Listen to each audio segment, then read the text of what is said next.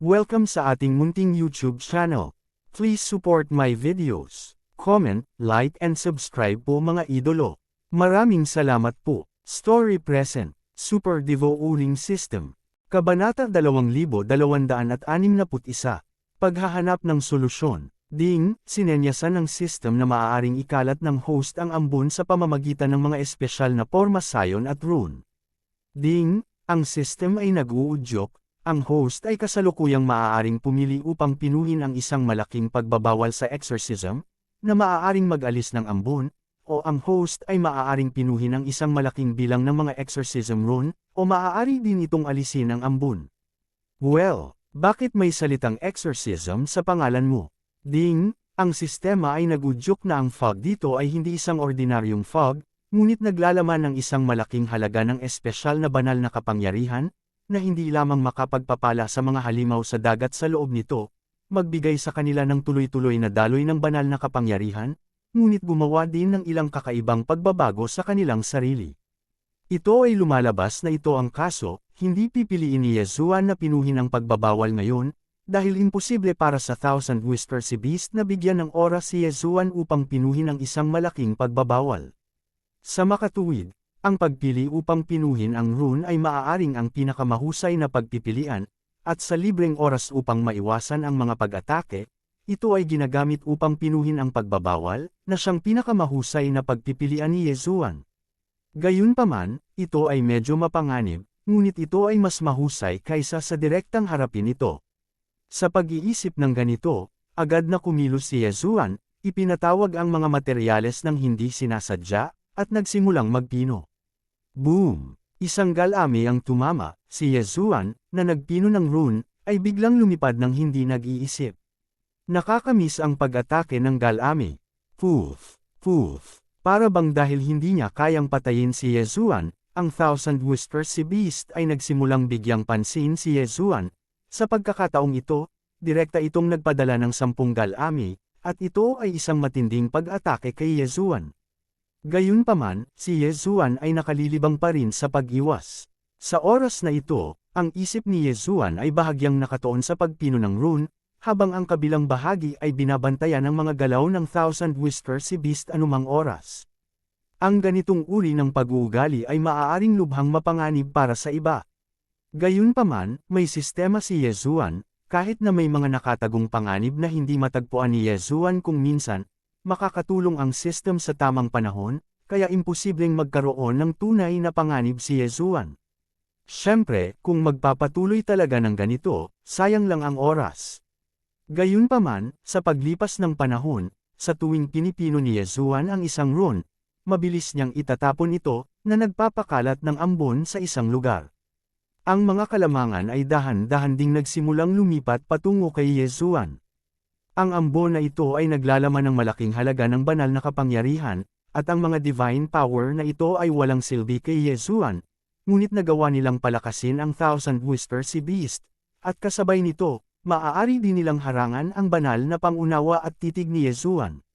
Ngayon, habang patuloy na nawawala ang ambon na ito, kung gayon, ang Thousand Whispers si Beast ay hindi na mapalakas, at nakikita rin ni Yezuan kung ano ang hitsura ng bagay na iyon. Gayunpaman, minamaliit pa rin ni Yezuan ang dami ng bagay na ito. Nang ihayag ang huling katawan ng Thousand Whispers si Beast sa harap ni Yezuan. Malaki ang unang reaksyon ni Yezuan sa kanyang puso. Malaki, malaki. Sa harap ni Yezuan, isang hindi mapapantayang nakakatakot na banal na hayop ang nagbunyag ng kanyang katawan. At kung hindi niya gagamitin ang kanyang banal na pag-iisip, ngunit tinitigan lamang ito gamit ang kanyang mga mata, kung gayon ang tingin ni Yezuan ay makikita lamang ang isa sa kanyang mga galami. Gayunpaman, ito ay tulad ng isang galami na sumasakop sa higit sa 100 burol. Kung ito ay ayon sa haka-haka ni Yezuan, natatakot ako na ang lahat ng galami ng bagay na ito ay magdadagdag, at natatakot ako na sasaklawin ito ang isang lugar na hindi bababa sa 1,000,000 milya. Oo, ito ay 1,000,000 milya. Ang gayong nakakatakot na banal na hayop, si Yezuan, ang unang pagkakataon na nakita niya ito. Masasabing hindi naisip ni Yezuan na makikita niya ang isang napakalakas na divine beast noon.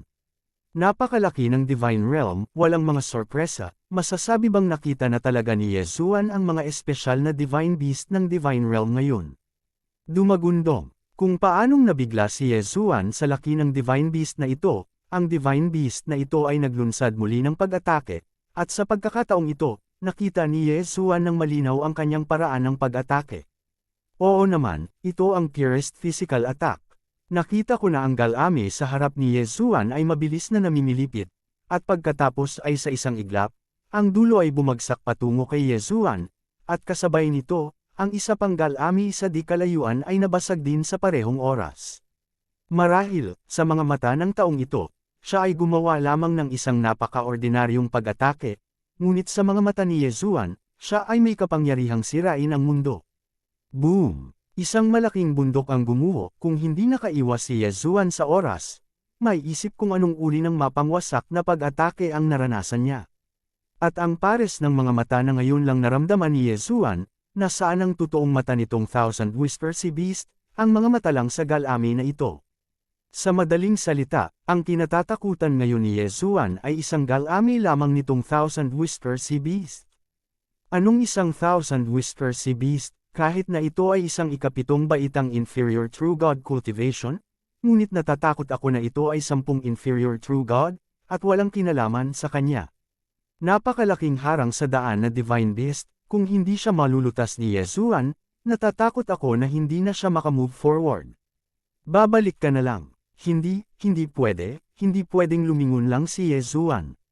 Ang Thousand Whisper Sea Beast na ito ay napakalakas, kung gayon, ang karanasang makukuha pagkatapos itong lamunin ay may isip din. Thousand Beast Sword Squire, Flower God Sword Squire, lumabas ka. Sa isang iglap, direktang lumitaw ang dalawang pangunahing tagapag-alaga ng espada ni Yesuan, at kasabay ng pagpapakita nila, naglunsad din sila ng mga bundok sa antas ng Diyos at ang daang mga Diyos-Diyosan ng bulaklak, at pagkatapos, nang hindi naghihintay sa utos ni Yesuan, sumugod sila. Megatron. Sigaw ni Yesuan, at agad na nagsimulang magbago si Megatron. Nakakalungkot na sa pagkakataong ito, wala sa tatlong magic weapon form ang maaaring maging angkop para sa kasalukuyang labanan. Walang magawa, hinayaan lang ni Yesuan na kontrolin din ni Megatron ang Divine Sword na sumali sa labanan. Gayunpaman, ang kaaway ni Yesuan ngayon ay isa lamang galame ng libong may balbas na Divine Beast sa harap niya. Boom! Sa isang random na sweep, daan-daang mga mount sa antas ng Diyos ang direktang natangay. Bagamat ang mga bundok na iyon sa antas ng Diyos ay hindi inatake ng mamamatay, sila ay napahiya din. Ang isang galame na iyon ay maaari talagang gawing walang magawa si Yesuan. Hindi maaari, hindi makapaniwala si Yesuan na hindi niya ito kayang harapin. Sa kabaligtaran, ang gayong malakas na pag-iral ay maaaring pasiglahin ang espiritu ng pakikipaglaban ni Yesuan. Panahon na para pinuhin ang ilang mga espesyal na rune. Naisip ni Yesuan sa kanyang puso. Ngayon, isa na rin siyang high-level rune master ng Divine Rune Clan. Kung ilalagay ito sa Divine Realm, magiging Grandmaster ito. Bukod dito, si Yesuan ay mayroon ding maraming espesyal na paraan ng pagpino ng rune sa kanyang mga kamay, tulad ng 10 sinaunang rune. System, gusto kong pinuhin ang Ancient Rune. Sa kasalukuyang sitwasyon, alin ang Ancient Rune ang pinakaangkop? Ding, ang system ay nag-uudyok. Ayon sa kasalukuyang sitwasyon, ang host ay pinipino ang mga espesyal na sinaunang rune, at ang mga higanting rune ang pinakaangkop. Napakalaking rune. Naalala ni Yesuan, huwag maliitin ang bagay na ito, kahit na ang pangalan ay medyo rustic, ngunit ang aktwal na kapangyarihan ay hindi maliit sa lahat. Dahil sa malaking rune na ito, nagawa nitong palakihin ng 100,000 beses ang laki ni Yesuan. Oo, ang bagay na ito ay ginagamit upang palakihin ang iyong sarili. Dahil ang dami nitong Thousand Whisper Sea Beast na nasa harapan niya ay napakalaki, bakit hindi siya palakihin ni Yesuan at linisin siya? Okay, ayan, sistema, kailangan kong pinuhin ang higanting rune na ito. Ding, ang system ay nag-uudyok. Mangyaring tandaan na ang pagpino sa rune na ito ay nangangailangan ng maraming mapagkukunan, at dahil ang mga mapagkukunan ng host ay hindi sapat, maaari lamang itong makipagpalitan ng mga mapagkukunan, na magdudulot ng maraming basura. Kabanata 2262, Giant Rune. I can't care so much. Sayangin mo, kung papatayin mo tong malaking lalaki na to, then, yung sobra, pwedeng bawiin. Kinagat ni Yezuan ang kanyang mga ngipin at direktang nag-utos na simulan ang pagpino. Ang bilis ng pagpino ng mga rune sa system, hindi ito biro, at sa lalong madaling panahon, isang rune ang lumitaw sa mga mata ni Yezuan, na siyang malaking rune na isa sa nangungunang 10 rune ng mga sinaunang tao. At hindi nag-atubili si Yezuan, at direktang piniling gamitin ito. Sa isang kisap mata, mabilis na tumaas ang volume ni Yezuan. Ang malaking rune ay maaaring magpalawak ng volume ni Yezuan ng 100,000 beses sa loob ng kalahating oras. At dapat patayin ni Yezuan itong Thousand Whisper Sea Beast sa kalahating oras na ito. Biglang tumaas ang volume ni Yezuan, at sa kanyang mga mata, may nagbago. Sa orihinal, ang mga bundok na nasa tabi ni Yezuan ay tila hindi gaanong mahalaga sa oras na ito. At ang Thousand Whisper Sea Beast ay hindi ganoon kalaki. Sa oras na ito, si Yezuan, bagamat tumitingin sa Thousand Whisper Sea Beast, ay napakalaki pa rin, ngunit hindi niya mararamdaman na kasing liit niya ngayon. Ang kalubhaan ay maaari lamang magpalaki sa sukat ni Yezuan, at hindi nito magagawang maging mas malaki ang Thousand Beast Sword Attendant, ang Godslayer Sword, at iba pang bagay. Gayunpaman, imposibleng maging Yezuan ito. Casual na ikinaway ni Yezuan ang kanyang kamay. Direktang bunutin ng isang bundok, hawakan ito sa sarili niyang mga kamay, at maging bago niyang sandata. Boom! Biglang tumalon si Yezuan, at binasag ang Thousand Whisper Sea Beast gamit ang malaking bundok na iyon. Sa pagkakataong ito, hindi ang problema ng mga galame, kundi ang katawan ng Thousand Sook Sea Beast. Bang! Ang bundok ay bumagsak sa katawan ng Thousand Whisper Sea Beast at agad na nabasag. Ngunit wala talagang pakialam si Yezuan. Sabay bumukas ang mga kamay niya, at isa pang malaking bundok ang hinailan niya at diretsyong binasag. Ngayon, ito ang pinakasimpleng pisikal na paghaharap. Ngayon ay tumingin si Yezuan sa Thousand Whisper Sea Beast, na parang naramdaman na lang niya na nakikipaglaban siya sa isang malaking octopus. Sa mga yapak at galaw ni Yezuan, ang piraso ng tuyong dagat na ito ay itinuturing na isang malaking malas, hindi mabilang na mga bundok at mga bato ang gumuho, at ang buong mundo ay nanginginig. Sa di kalayuan, natigilan ang ilan sa mga Diyos na pumasok din sa tuyong dagat para maghanap ng mga pagkakataon. Dahil sa hamog, hindi nila makita kung ano ang nangyayari, ngunit ang pagkakalog sa ilalim ng kanilang mga paa, ang dagandong sa malayo. Ipaalam sa kanila na ang dalawang nakakatakot na powerhouse ay nag-aaway. At ang dalawang kakila-kilabot na lalaki ay isang bagay na hindi nila kayang i-provoke. Kaya't umatras sila at dumiretso sa labas. At sa paglabas nila, nakita nilang hindi mabilang ang mga mata ng mga tao na nakatingin sa tuyong dagat. At natural, ang mga taong ito ay naguguluhan din, kaya napatingin din sila. Hindi ko alam kung hindi ko ito nakikita, ngunit kapag tiningnan ko ito ay gulat na gulat. Sa tuyong dagat, kumukulo ang ulap at ambon. Dalawang naglalakihang halimaw ang nag-aaway. Hindi dalawang halimaw, ngunit isang figure at isang halimaw. Oh my God, ano ba yan? Baka ang maalamat na sinaunang higanti. Sobrang laki daw ng mga sinaunang higanti, at nakakatakot din ang lakas nila, pero hindi ba ibig sabihin na extinct na sila? Bakit ngayon pa sila nakatingin sa mga sinaunang higanti?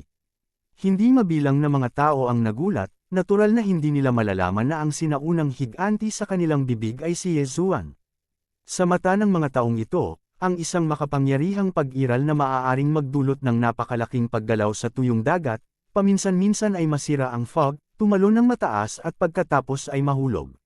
Bukod dito, ang bawat pag-atake ay maaaring gumawa ng lupa, at sa isang casual na pagpili, isang bundok ay nagiging isang sandata.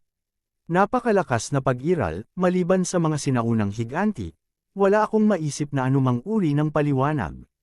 Siyempre, hindi ito alam ni Yezuan, at kahit alam niya, natatakot ako na wala siyang pakialam. Sa oras na ito, buong pusong naglalaro si Yezuan. Ang ganitong uri ng banggaan ng pinaka-primitive na puwersa ay talagang ang tunay na kaguluhan. Matagal nang hindi lumaban ng ganito si Yezuan. Gayunpaman, sa pagkakataong ito ay nagawa niyang lumaban ng ganito, ngunit medyo nasasabik siya. Suntok ng suntok, sipa ng sipa. Masyadong madali. Ang dalawang Diyos ni Tang at Tang ay nagpasya ng tagumpay sa pinakakaraniwang paraan dito. Pero kung yun, mababa ang tingin mo sa kanila. Pagkatapos, natatakot ako na kahit isang medium true God ay mapatay sa resulta ng kanilang labanan. Ang kapangyarihang nakapaloob sa bawat suntok at sipa ay sadyang hindi maiisip ng mga tao. Nakakatakot, makapangyarihan, ito ang pinakatotoong paglalarawan. Parami ng parami ang mga tao na nagtitipon sa labas ng tuyong dagat. Pinagmamasdan ng kapanapanabik na labanan sa tuyong dagat mula sa malayo. Libu-libong may balbas na hayop sa dagat. Siyempre, hindi ito ang unang pagkakataon na lumitaw ito doon. Sa katunayan, maraming mga tao ang nakakita ng Thousand Whisper Sea Beast, ngunit ang pagkakita nito ay hindi nangangahulugan na maaari nilang talunin ito. Sa katunayan, ang karamihan sa mga nakakita sa kanya ay nahulog lamang. Kahit na ito ay isang mataas na antas ng Espiritong Diyos, kung walang paraan upang maalis ang ambon, mayroon lamang isang paraan upang mamatay. Ang ilang mga tao ay nagsasabi na ang taong iyon ay maaaring magkaroon ng lakas upang labanan ang pangunahing Diyos. Dahil siya ang purong anyo ng pisikal na pag-atake, dahil ang kanyang sukat ay hindi mapapantayin. Sa makatuwid, ang Thousand Whisper Sea Beast ay palaging ang huling bagay na gustong makita ng mga tao sa labas ng tagtuyot. Gayunpaman, ngayon, ang bagay na iyon sa wakas ay nakatagpo ng isang taong makapaglilinis sa kanya. Excited ang crowd. Bakit nagawang labanan ni Yesuan ang taong ito? Dahil lang ba sa epekto ng dambuhalang sinaunang rune? Hindi. Siyempre hindi eksakto. Sa katunayan, ang pangunahing kapital ni Yesuan ay ang kanyang tatlong espesyal na linya ng dugo. Maging ito ay ang God of War Bloodline, ang Sword God Bloodline, o ang Eternal Bloodline, lahat sila ay nagbigay kay Yesuan ng isang malakas na katawan. Sa oras na ito, si Yesuan, sa ilalim ng pagpapalakas ng Triple Bloodline, kasama ang dahilan ng napakalaking sinaunang rune, ay masasabing sapat na upang labanan ang Thousand Whisper Sea Beast. Siyempre, sapat lang ang laban, at hindi madaling talunin ang lalaking iyon.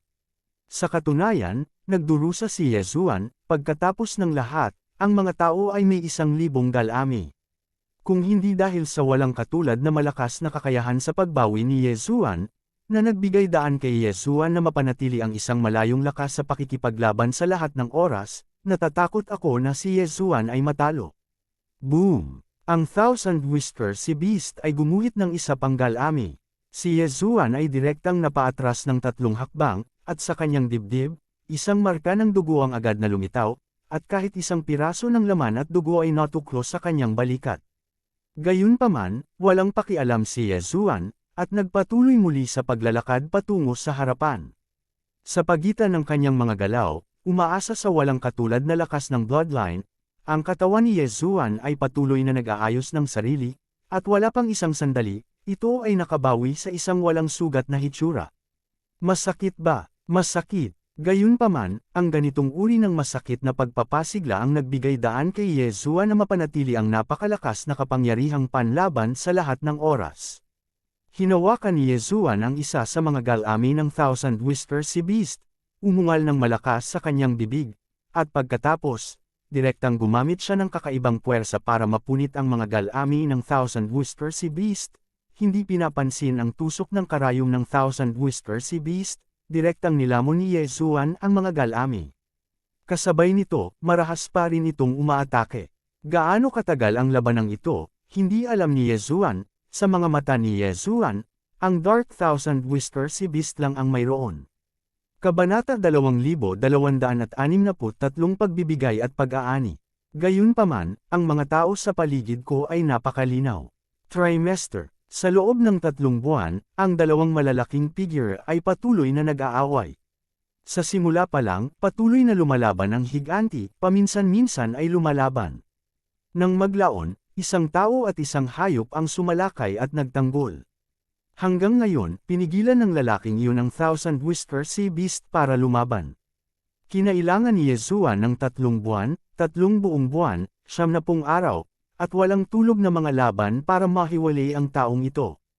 Dapat mong malaman na ang tagal ng napakalaking rune na iyon ay kalahating oras lamang, at para mapanatili ang napakalaking katawan na ito, nagbayad si Yesuan ng napakabigat na presyo.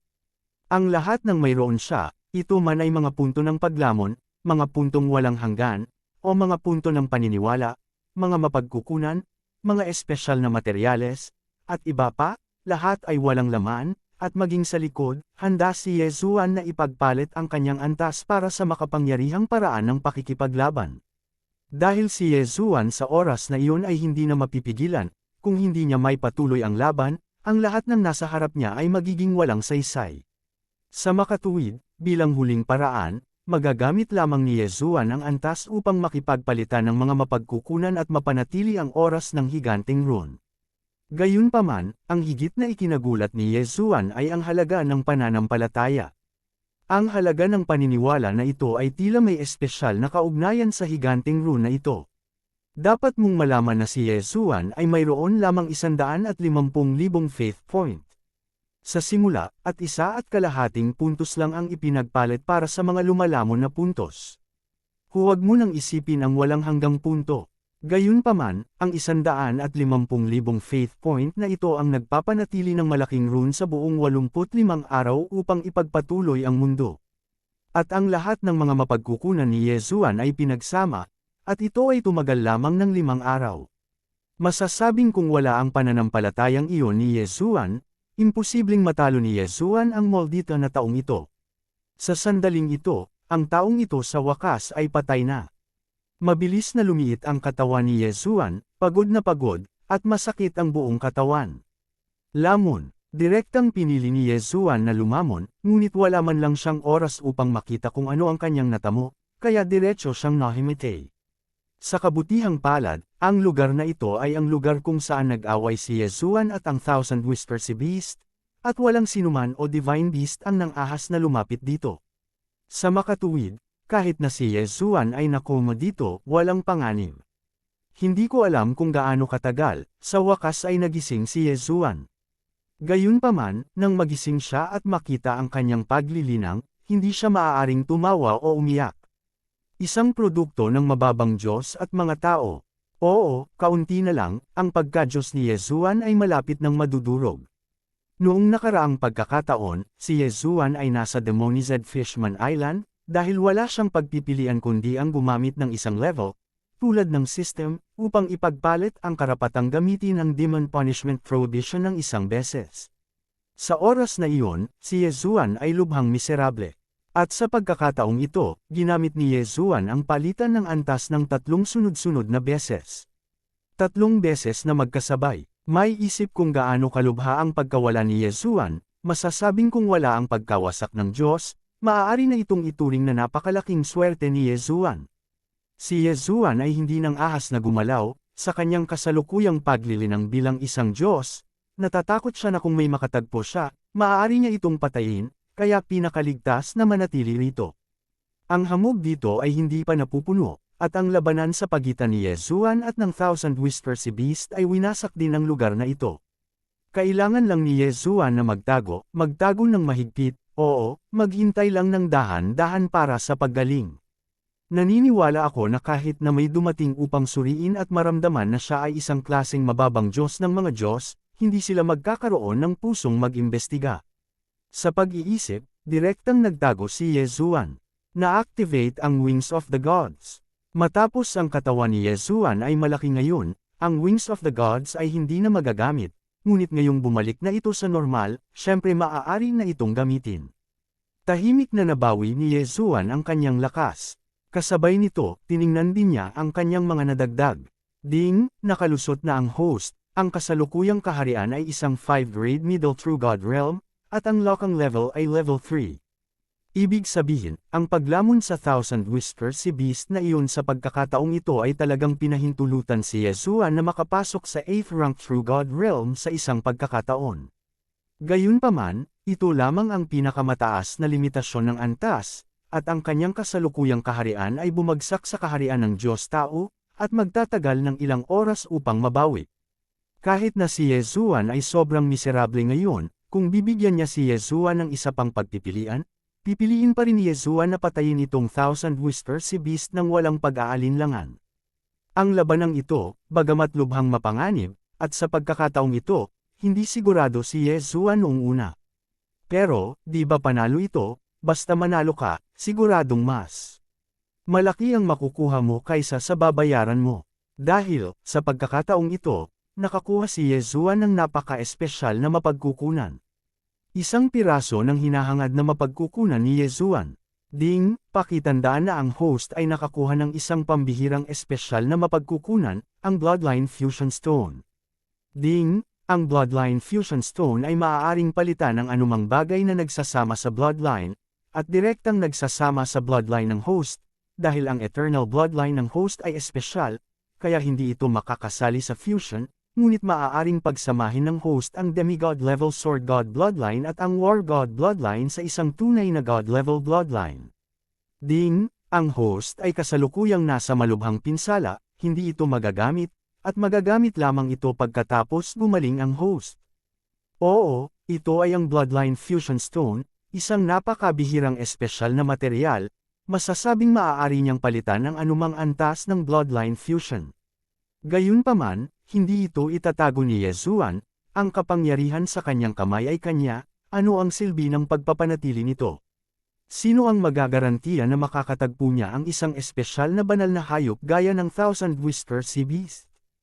Kung pipiliin mong magsama sa oras na iyon, natatakot ako na nawala mo ang pinakamagandang pagkakataon.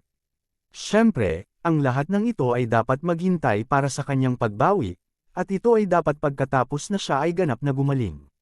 Bilang karagdagan sa Bloodline Fusion Stone na ito, nakatanggap din si Yezuan ng random na reward mula sa system. Oo, ito ay isang espesyal na bonus mula sa system. Ding, nag-prompt ang system, tumalon ang host sa level para patayin ang sobrang pag-iral ang Thousand Whispers Divine Beast, at nakakuha ng espesyal na titulo, Challenger. Ding, ang pamagat ng Challenger ay magpapalaki sa host ng tsansa ng mga critical na hit kapag lumalaban sa mga kalaban na higit sa kanilang sariling lakas sa hinaharap, at magpas siya na tumaas ayon sa antas ng kalaban na mas mataas kaysa sa host. Ding, ang host ay makakakuha ng isang espesyal na pamagat, at ang sistema ay magbibigay ng isang random na gantimpala. Ding, random na iginuhit ang reward. Ding, binabati kita sa host para sa pagkuha ng isang piraso ng walang hanggang rune. Ding, ang walang hanggang rune ay automatikong nakatali at pinagsama sa host. Ding, Eternal Rune, nahahati sa dalawang kategorya, pag-atake at pagtatanggol, nabibilang sa mga espesyal na gantimpala, ay mga item na partikular sa system, maaari lamang makuha sa pamamagitan ng mga reward sa system. Ang host ay kasalukuyang nakukuha ng uri ng pagtatanggol na walang hanggang rune, at ang kakayahan ng pagtatanggol ng host ay permanenteng tumaas ng 10%. Sa pagtingin sa espesyal na gantimpala na ito, malapit nang tumawa si Yezuan, sulit ito, talagang sulit ito, ang piraso lang ng walang hanggang rune na ito ay kumikita na ng malaki kay Yezuan. Sa kasamaang palad, isa itong item na partikular sa system at maaari lamang makuha sa pamamagitan ng mga reward sa system. Gayunpaman, kung nais mong makuha ang mga gantimpala ng system, saan ito napakasimple. Masasabing pagkatapos ng panahong ito, maaaring hindi alam ni Yezuan kung kailan niya makukuha ang mga espesyal na reward ng system. Pero, at least, masarap makakuha ng isa. Kabanata 2264, bumalik muli sa Wiyos City. Palakasin ang iyong depensa ng 10%. Kung gayon, ito ay katumbas ng kung gaano kalaking kapangyarihan ang natamo ni Yezuan. Kung gagamit ka ng mga antas upang makuha ang mga ito, ilang antas ang kailangan mo? Ang pinakamahalagang bagay ay ang pagpapalang ito ay nasa labas pa rin ng antas. Matigas. Tiyak na, ito ay matigas. Halos araw-araw, bumabawi ang lakas ni Yezuan, ngunit sa kasamaang palad ay walang espesyal na elixir si Yezuan, kaya hindi niya mapabilis ang kanyang paggaling, at maaari lamang siyang umasa sa kanyang sariling bilis ng pagbawi. At ang pinsalang dulot ng pagkasira ng antas ay hindi kayang mabawi ng ganoon kabilis. Sa loob ng kalahating taon, walang harassment dito. Ang labanan sa pagitan ni Yezuan at ng Thousand Whisker Sea Beast ay hindi naglakas loob sa mga tao o mga banal na hayop na pumasok dito ng madali. Sa nakalipas na 6 na buwan, ang lakas ni Yezuan ay sa wakas ay nakabawi sa Middle Spirit God Realm. Gayunpaman, hindi ito sapat, kaya hindi pa rin kumikibo si Yezuan, patuloy pa rin sa paghihintay, dahan-daang bumabawi. Gayunpaman, makalipas ang kalahating taon, sa wakas ay may hindi napigil ang lumapit. Sa makabagbag damdaming labanang iyon, walang sinuman ang hindi makakapansin nito, at kapag nagawa na nila ito, natural na magkakaroon sila ng mga pag-iisip sa kanilang mga puso. Ang labanan sa pagitan ng dalawang malalakas na lalaki na napakalakas, na alam kong may babagsak. Maraming tao ang nag-iisip ng ganito, at sa banal na kaharian, maraming tao ang handang makipagsapalaran para sa kaunting lakas. Kaya, sa wakas, may nagsimulang pumasok. Sa una, natural na magkakaroon ng pangalawa, at sa susunod na panahon, parami ng parami ang mga taong naghahanap dito. Bukod dito, ang unang hakbang upang makapasok dito, hindi bababasa, ay ang paglilinang din ng Xuanshan Realm. Ang mga taong masyadong mababa ang pagtatanim, kahit na sila ay sakam, ay hindi nang ahas na pasukin ito ng madali. Sino ang nakakaalam kung ano ang magiging panganib? Sa makatuwid, ang mga tao lamang sa itaas ng Xuan God Realm ang maglalakas loob na subukan ang kanilang kapalaran. Pagkatapos ng lahat, ang kanilang lakas ay hindi masyadong masama. Gayunpaman, ang mga taong ito ay nakatakdang mabaigo. Ang tanging bagay na maaaring manatili ay ang bangkay ng Thousand-Beard Sea Beast. Ngunit ang Thousand Whisker Sea Beast ay nilamon na ni Yezuan. Naturally, ang mga taong ito ay hindi nagkasundo, kaya nagsimula silang maghanap sa mga durog na bato. Hindi sila naniniwala sa dalawang super strong na yun, at wala silang iniwan. Kahit na isang maingat na imbentaryo ng bawat pagkasira. Damn, these guys, why they so greedy? If they continue to search like this, sooner or later, mahahanap din ako. Napaisip si Yezuan sa kanyang puso, at kasabay nito, bilang huling paraan, maaari lamang niyang hilahin ang kanyang pagod na katawan at maglakad palabas, sa kabutihang palad, sa pagkakaroon ng mga pakpak ng mga Diyos, hindi natuklasan si Yezuan. Hindi nais ni Yezuan na gamitin ang banal na kapangyarihan ng Wings of the Gods sa kalooban. Pagkatapos ng lahat, ang paggamit ng mga supernatural na kapangyarihan ng Wings of the Gods ay nangangailangan ng pagkonsumo ng enerhiya. Napakahalaga ng enerhiyang ito, at nag-aatubili si Yezuan. Buti na lang at naka-walkout siya ng ligtas. Natatakot akong maghintay na lang ako sa susunod na galugarin ng tuyong dagat. Direktang inilabas ni Yezuan ang karwahe, ang layunin niya ay pumunta sa Wiu City. Dahil sa Wiu City, may sariling manor si Yezuan, at gusto niyang pumunta doon para magpagaling. Matagumpay na nakabalik si Yezuan sa kanyang manor, at pagkatapos ay isinara ang pinto at hindi na siya nagpakita. Gayunpaman, saan niya iisipin na kahit na ganoon, gulo pa rin ang darating sa kanyang pintuan. Pinatay ni Yezuan ang young master ng pamilya Lin sa Wiu City. Paano siya pakakawalan ng pamilya Lin? Sa katunayan, hindi sumuko ang pamilya Lin na hanapin si Yezuan, ngunit ang dating kinaroroonan ni Yezuan ay palaging napakalihim, kaya hindi siya natuklasan ng pamilya Lin. Gayunpaman, bilang nag-iisang asset ni Yezuan na natitira sa Wiu City, natural siyang aalagaan ng pamilya Lin, at ang pamilya Lin ay halos masasabing magpapadala ng isang tao na susubaybay sa panig na ito anumang oras. Ngunit dahil hindi nagpakita si Yezuan sa mahabang panahon, hindi niya hinayaang titigan ito ng mga tao araw-araw pansamantala, ngunit pagkaraan ng ilang sandali, magpapadala pa rin siya ng isang tao upang suriin ito. Sa ikatlong araw pagkatapos bumalik si Yezuan sa kanyang asyenda, may nakadiscover sa Klo Lin family, lobby, head of the house, the news can confirm that that guy's manor is really open, and the small detection ban we set up outside was broken, except for someone entering it, there is no other possibility at all. So, that damn thing is back. Okay, good, this time, pahihirapan ko siyang lumipad, hahayaan ko siyang ilibing ang anak ko, mag-utos, ang pamilyang naiwan sa mga elite na lumabas ng buong puwersa, bakod sa akin, at hintayin ang order ko. Panginoon ng bahay, bakit hindi na lang natin salakayin at patayin ang taong iyon? Ang taong iyon ay nasa manor sa mga oras na ito, at madali siyang patayin. Hindi, kahit anong oras ay mababantayan tayo ng tatlo, kung kumilos tayo ng padalos-dalos, tiyak na mag-iiwan ito ng pagkakataon para sa tatlo pa, kaya kailangan ko pa ring asikasuhin ang bagay na ito.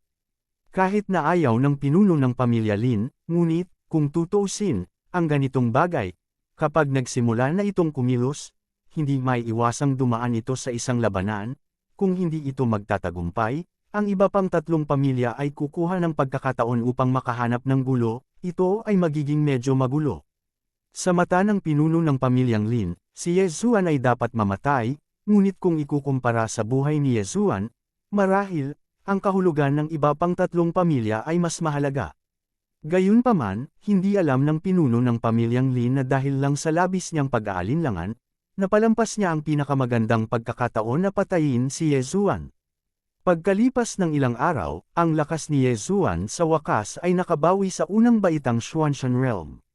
Sa katunayan, mas maraming lakas ang nasa likod, mas mabilis itong makabawi. Naniniwala si Yezuan na makakabawi siya sa dati niyang lakas sa maikling panahon, at hanggat nabuksan niya ang tatlong nakalok na kaharian, ang lakas ni Yezuan ay tiyak na mapapabuti ng gusto kumpara sa dati. Gayunpaman, isang prompt mula sa system ang nagulat kay Yezuan. Ding, nag-uudyok ang system, maraming poot ang nakita, mangyaring bigyang pansin ang host. Kaninang kababalik lang ni Yezuan, na prompt ng system na may nadetect itong taong sumilip. Gayunpaman, si Yezuan ay walang masyadong pakialam sa oras na iyon. Sa puso ni Yezuan, pinatay niya ang young master ng pamilya Lin, at kakaiba na ang pamilya Lin ay hindi nagpadala ng sinuman upang bantayan ang panig na ito. Gayunpaman, hindi ko inaasahan na maghihintay ang pamilya Lin ng napakaraming araw bago kumilos. Hindi alam ni Yezuan kung bakit, ngunit gumagalaw pa rin ang kanyang anyo, handang lumaban anumang oras. Walang nakakaalam kung ano ang gustong gawin ng pamilya Lin. Hindi natatakot si Yezuan sa pamilya Lin, ngunit kailangan pa rin ang mga kinakailangang paghahanda. Pagkatapos ng lahat, naka-recover na si Xuanxan sa Xuanshan Realm, kahit na wala siyang mga mapagkukunan sa kanyang kamay, posible pa ring ayusin ang ilang simpleng pagbabawal, mayroong isang sistema, at hindi ito kukuha ng maraming oras upang ayusin ang mga ganoong simpleng pagbabawal. Upang maging maingat, inayos ni Yezuan ang isang malaking bilang ng ganitong uri ng mga ordinaryong pagbabawal na maaaring ayusin ng hindi nangangailangan ng mga mapagkukunan. Pagkatapos noon, nagpatuloy ako sa pagbawi. Sa wakas, dumating ang ulo ng pamilya Lin. Yung tatlong lalaki na yan, maya-maya, liinisin ko sila. Talagang sinamantala nila ang apoy para magnakaw? Kung hindi dahil sa paghihiganti ng anak ko, paano ako papayag sa mga kondisyon nila? Teka, hintayin mong mapatay ko ang pumatay sa anak ko, at ang susunod na target ay kayong tatlo. Kabanata 2265 hinahanap ang namatay na pamilyang Lin. Ang pamilya Lin at ang iba pang tatlong pamilya ay itinuturing na apat na pangunahing puwersa ng Wiyu City na ito, at makatuwirang walang makakatulong sa sinuman. Gayunpaman, ang ulo ng pamilyang ito na Lin ay talagang nagsabi na gusto niyang sirain ang iba pang tatlong pamilya. Siya ba ay mayabang, o may iba pang dahilan? Sa pagdating ng pinuno ng pamilya Lin, direktang nagsimulang umatake ang mga tagapaglingkod at mananamba ng pamilya Lin. Boom! Sa isang malakas na putok, alam ni Yezuan na ang tarangkahan ng kanyang manor ang puwersahang nawasak. Ang tarangkahan ng asyenda ay may espesyal na pagbabawal, ngunit ang pagbabawal na ito ay hindi maaaring madaig, kaya hindi karaniwan para sa isang tao na marahas itong masira. Alam ni Yezuan na ito ay mula sa pamilya Lin, kaya hindi siya nagdalawang isip at diretsyong tumayo. Sa katunayan, walang masyadong dapat ipag-alala si Yezuan, ang kanyang Wings of the Gods ay may kakayahang itaboy siya. Sa makatuwid, sa simula pa lang, si Yezuan ay hindi matatalo. Totoo nga, maraming yabag sa labas, at isang malaking grupo ng mga katulong ang sumugod. Bahagyang kumulubot ang mga sulok ng bibig ni Yezuan, kaya, hayaan mo nang maranasan ng mga taong ito ang lasa ng pag-atake ng hindi mabilang na mga pagbabawal. Ang mga tagapaglingkod na iyon ng pamilya Lin, sa sandaling sumugod sila, Bago pa sila makapagsagawa ng karagdagang mga aksyon, biglang, mula sa lahat ng direksyon, hindi mabilang na mga ipinagbabawal na pag-atake ang inatake. Ang mga pagbabawal na ito ay pawang mga simpleng pagbabawal, ngunit paanong ang mga bagay na ginawa ni Yesuan ay masyadong masama. Panay ang hiyawan, at ang mga katulong na sumugod ay karaniwang nasa paligid ng Spirit God Realm. Kaya sa sandaling ito, nagkaroon ng matinding pagkalugi, at hindi bababa sa 100 tao ang napatay sa lugar. May ban dito, mga simpleng pagbabawal lang, hindi nila tayo ma-threaten, go, rush in, basta mapabagsak mo yung lalaki, siguradong gagantimpalaan ang padre de pamilya. Sa pagkakataong ito, pinalitan mo ba ito ng isang alay? Gusto ni Yesuan na makita kung gaano kahusay ang mga taong ito. Boom boom! Sa labas, mayroong patuloy na tunog ng mga ipinagbabawal na pagsabog, na ang ilan ay na-trigger at direktang inatake, habang ang iba, nang walang anumang pananibik, ay nawasak. Isa-isang sumugod ang mga alay ng pamilya Lin kasama ng kanilang mga katulong. Wala na silang pakialam, sirain na lang lahat. At si Yesuan, kahit na wala siyang pakialam sa manor na ito, imposibleng talagang baliwalain ito. Tumayo si Yesuan at dirdiretsong lumabas na may nakaka-relax na mga hakbang. Hindi mo ba alam na may kapalit ang pagpasok sa mansyon ng iba? Tiningnan ni Yesuan ang mga taong iyon na may mapaglarong tingin sa kanyang mga mata. May mga bagay na alam ng lahat at hindi na kailangang ipaliwanag. Kinokontrol ni Megatron ang Divine Sword sa paligid ni Yesuan, at handa na siyang kumilos. Talaga tong batang sige kunin mo na. Nang makita ng ilang mananamba si Yesuan, hindi sila magkakaroon ng kahit kaunting pagkaantala, at direkta silang bumaril, na gustong ibagsak si Yesuan. Iilan lang sa inyo, gusto nyo rin akong guluhin, go and die. Ang tono ni Yesuan ay patag, ngunit ang Divine Sword ay naalis na sa ilalim ng kontrol ni Megatron. Boom, boom. Isang espada, 7. Ilaw ng espada, ngunit direktang pinatay ang mga mananamba. Ang lakas ng mga handog na ito ay hindi mahina, ngunit sa kasamaang palad, sila ay napakalayo pa rin sa likod ni Yesuan. Ang pagpatay sa 3 mananamba at 4 na tagapaglingkod gamit ang isang espada, ang lakas ni Yesuan ay bahagyang nagulat sa iba, at syempre, ang kilusang ito ay ikinaalarma din ng iba pang mga tao. Hindi nagtagal, nagtipon ang mga tao ng pamilya Lin patungo sa panig ni Yesuan. At ang pinuno ng pamilya Lin ay walang pagbubukod. Yesuan, okay, ikaw Yesuan, naglakas loob ka pa ring bumalik dito, ngayon, kailangan kitang ibaba at ipaghiganti ang anak ko. Ang mga mata ng ulo ng pamilyang Lin na nakatingin kay Yesuan ay puno ng hinanakit. At sa tabi niya, utusan man o sambahin ng pamilya Lin, handa na siyang kumilos. Haha, joke, nilusob mo talaga ang manor ko, ikaw ang naghahanap ng kamatayan. Sabi ni Yesuan, ngayon, ayaw mong umalis ng buhay, ibigay mo. Ang pinuno ng pamilya Lin ay tila hindi nag-abala na kausapin si Yesuan, at direktang nag-utos na umatake. Sa isang iglap, hanggang sa daan-daang mga mananamba at tagapaglingkod ng pamilya ni Lin ang direktang sumugod kay Yesuan. Hanapin mo si kamatayan. Ang mga tagapaglingkod na ito, ang pinakamataas sa lakas, ay mas mababa lamang sa gitnang Zuan God Realm. At kabilang sa mga pag-aalay na iyon, bagamat may kaunting kapangyarihan ng True God Realm, hindi ito tinanggap ni Yesuan sa kanyang paningin. Thousand Beast Sword Squire, Flower God Sword Squire, casual na tinawag ni Yesuan ang 2 sword attendant, at pagkatapos, ang bundok sa antas ng Diyos at ang daang bulaklak na Diyos ng bulaklak ay sabay ding lumitaw, at direktang sumugod. Sa isang iglap, sumiklab ang labanan, ngunit kahit anong pilit ng mga tao sa pamilya Lin, hindi sila makalusot sa linya ng depensa. Kung gusto mong mapalapit kay Yesuan, imposible lang. Mga taong mula sa pamilya Lin. Mukhang ang pamilya Lin mo ay gustong makahanap ng kamatayan ng mag-isa, at kung hindi kita tutuperin ngayon, hindi ba ito mukhang mara mo? Malumanay na sinabi ni Yesuan, ngunit ang kanyang mga salita ay nagpagalit sa pamilya Lin. Ang kanilang pamilyang Lin ay isa rin sa 4 na pangunahing pamilya sa Wiu City. Sa pagkakataong ito, bagamat ang pinuno ng pamilyang Lin ay nagdala lamang ng ilang mga kaliwang mananamba at tagapaglingkod, hindi ito ang tunay na lakas ng pamilya Lin. Kaya lang naramdaman niya na sa sobrang daming tao, hindi na nagawang lumipad ni Yezuan. Nakakalungkot, hindi niya akalain na si Yezuan ay talagang may ganoong kalakas na kapangyarihan sa pakikipaglaban. Isang tao lang pero itong mga taong dinala niya ay walang magawa, at sinabi pa na gusto nilang sirain ang pamilya nila Lin. Boy, baliw ka talaga, mukhang mapapalitan lang ng matanda ang amo mo at turuan kang maging tao, magdusa ng kamatayan. Dumagundong, personal na kumilos ang pinuno ng pamilya Lin. Ang paglilinang ng nakatataas na tunay na Diyos ay makikita sa isang sulyap.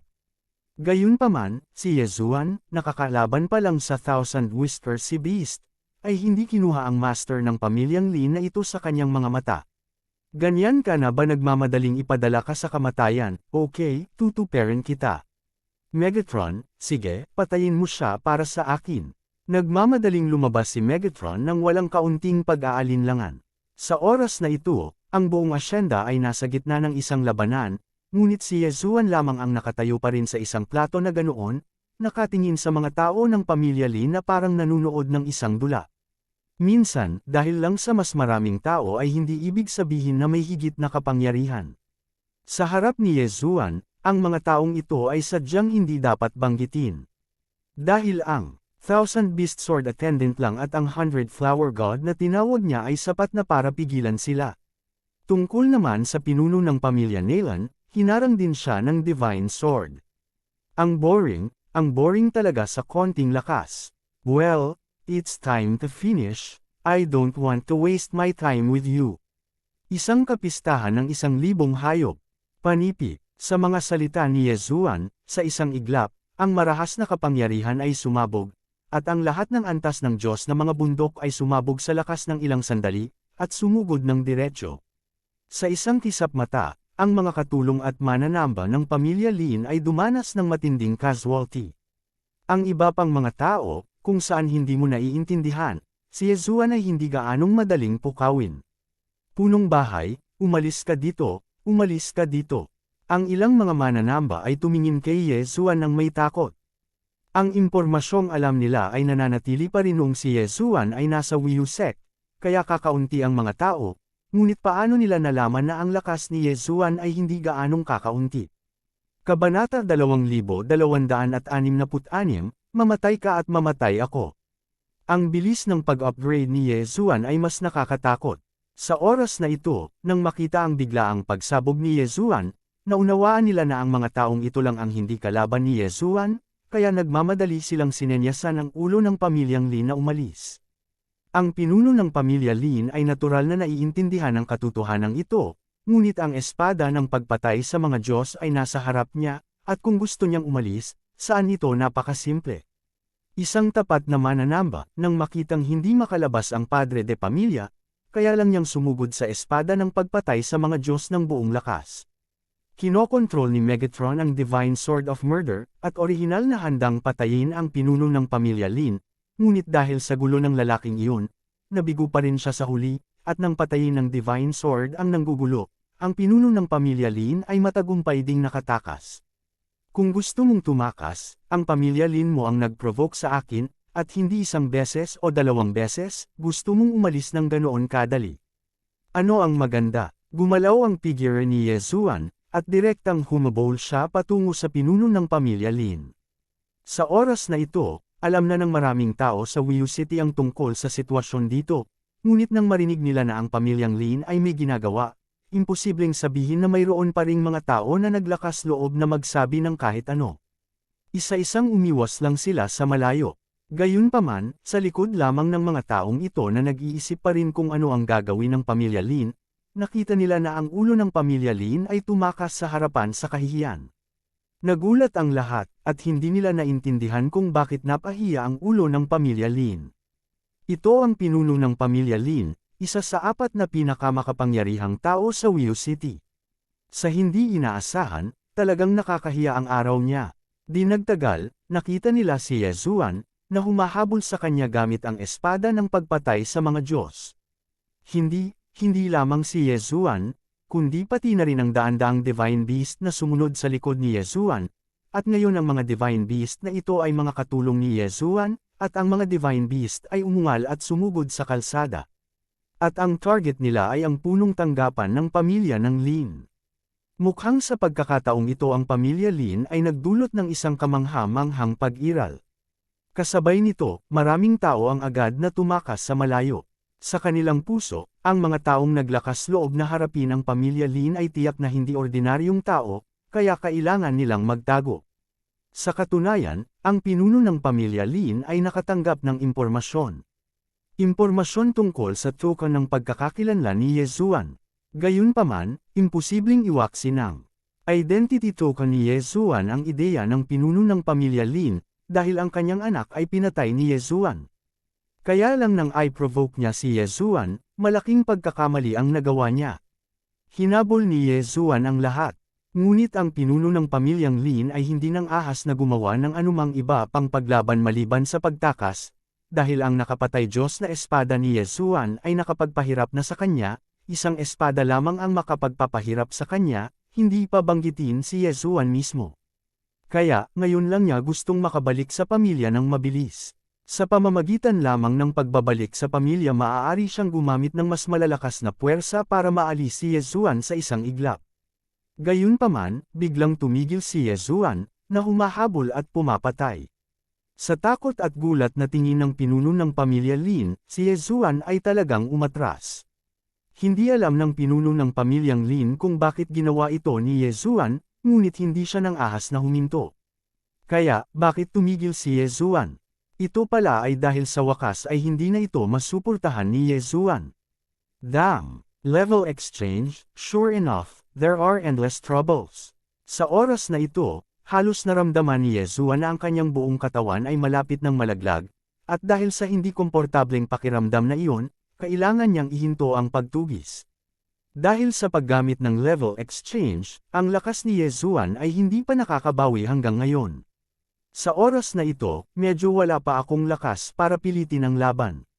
Bumalik sa kanyang asyenda, inalis ni Yezuan ang lahat ng mga katulong ng pamilya Lin at ang Chen Kunring na naka-enshrine. Tanging ang mga bangkay na iyon, si Yezuan ang direktang itinapon sa labas ng manor. Daan-daang bangkay ng pamilya Lin ang itinapon sa labas, ngunit walang nang ahas na magtanong. Para sa may-ari ng manor na ito, ang lahat ay labis na naguguluhan, ngunit hindi nila alam kung sino ito. Bagamat si Yezuan ay matagal nang nasa Wiyu School, hindi pa siya nakakausap ng napakaraming tao.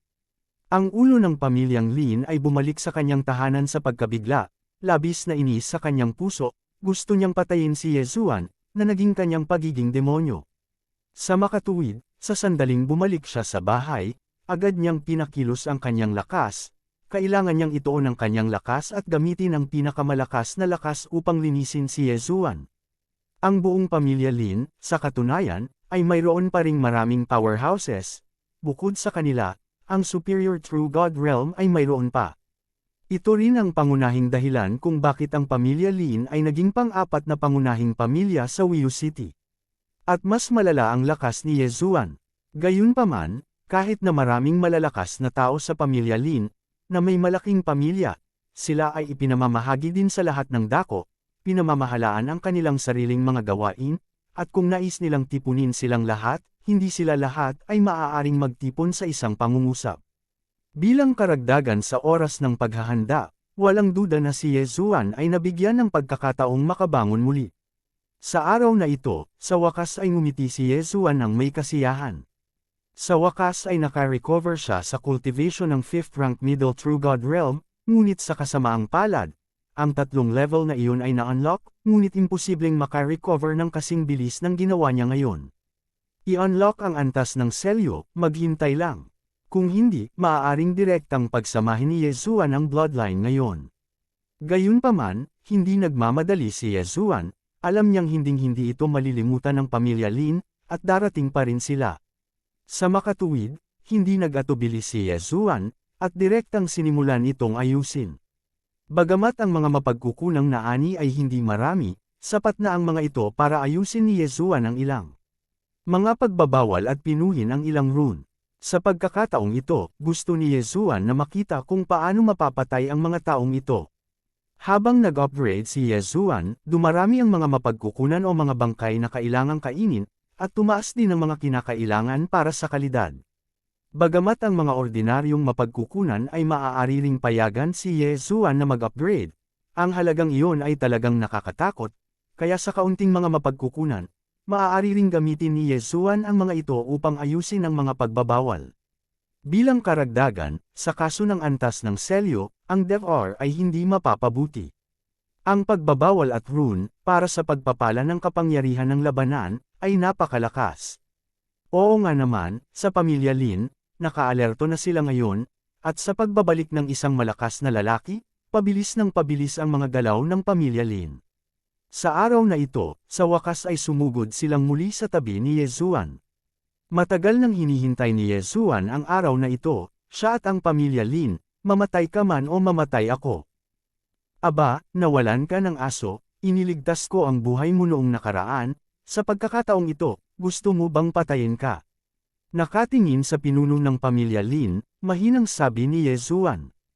Ang pinuno ng pamilya Lin ay walang paraan upang pabulaanan ang mga salita ni Yezuan, sa katunayan, siya ay labis na napahiya na siya ay hinabol ni Yezuan noong araw na iyon, at kahit na hindi dahil sa hindi alam ni Yezuan kung bakit siya sumuko sa pagtugis, natatakot ako na matagal na siyang nahulog. Totoo ang sinabi ni Yezuan. Anak, hindi mo kailangang ipagmalaki.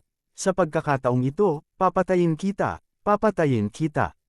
Ang ulo ng pamilyang Lin ay tumingin kay Yezuan, at ang kanyang mga mata ay nagpakita ng layuning pumatay. Pero sa kabila noon, nagtago pa rin siya sa likod ng lahat. System, tuklasin ang lakas ng mga taong iyon. Ding, nag-uudyok ang system, tukuyin ang target, ang pinakamataas na cultivation ay, ang 3rd grade True God Realm. Ang minimum na cultivation ay, ang 9th grade High grade Zuan God Realm. Kabanata 2267, ang pagbagsak ng pamilya Lin.